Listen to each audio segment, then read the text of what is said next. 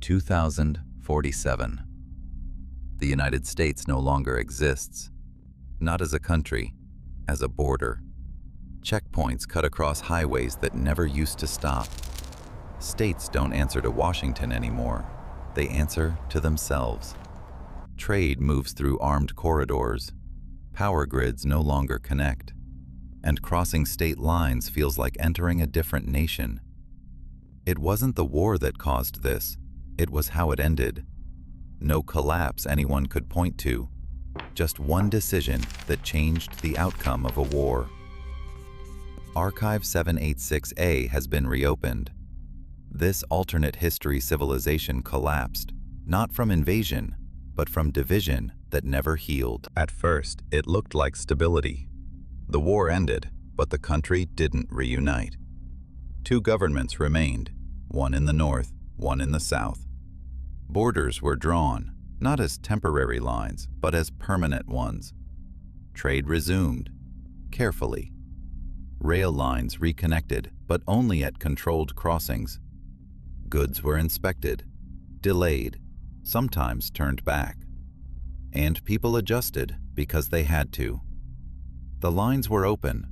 The trust behind them was already closing. Matthias Hale, a railway engineer working near one of those crossings. Every day he watched trains arrive, stop, wait for clearance, then move again.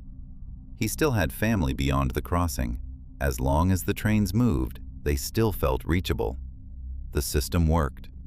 Not perfectly, but well enough. Families stayed where they were. Travel required permission, documents, approvals. Some children grew up knowing relatives only through letters and train schedules. At first, it didn't feel like separation. It felt like order.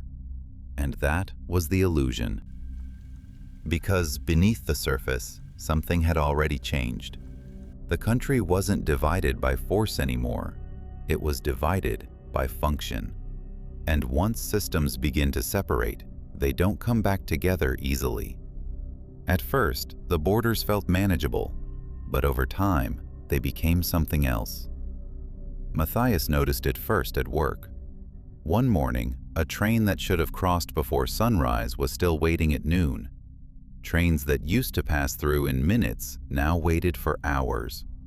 Not because they were stopped, but because they were being checked. Again and again. Clearance from the north, confirmation from the south, verification that both still agreed. And sometimes they didn't. So trains waited. The system wasn't broken, it was cautious. At home it felt different, but no less present. Matthias's wife kept documents in a drawer by the door. Travel permits, identification papers, crossing approvals. Their son asked one night why they needed permission just to visit family. Matthias didn't answer, because he didn't know how to explain it. The room stayed quiet long after his son had gone to bed. Years passed, and the waiting became normal. Businesses adjusted, shipping routes changed. Stores began stocking local replacements for goods that used to come across the line. Some regions stopped relying on cross-border supply entirely. They built their own systems, their own grids, their own networks. And slowly, without anyone announcing it, the two sides stopped depending on each other. No treaty ended cooperation. No speech declared separation. It just became easier to operate apart. And that was the flaw. Because once systems stop needing each other, they stop coordinating. And when coordination disappears, delay becomes inevitable. By then, Matthias had stopped trusting arrival times on the schedules, and delay was already beginning. It didn't fail slowly, it failed all at once. A delay at one crossing held a shipment of fuel. That delay forced reroutes. Reroutes caused congestion, and congestion spread, not just across rail lines, but across entire regions. By nightfall, whole towns were waiting on fuel that never arrived. Power grids that once shared load no longer synchronized. One side surged, the other went dark. Dispatch centers began receiving conflicting data. North systems showing clearance, South systems denying it, and no one could confirm which was correct. Matthias saw it happen in real time. A train cleared on one side, stopped on the other, held between two systems that no longer trusted each other.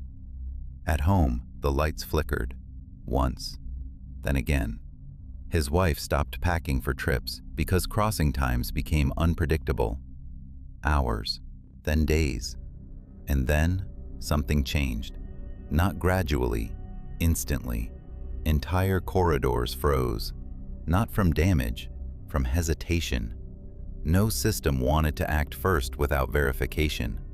What used to be coordination was now risk.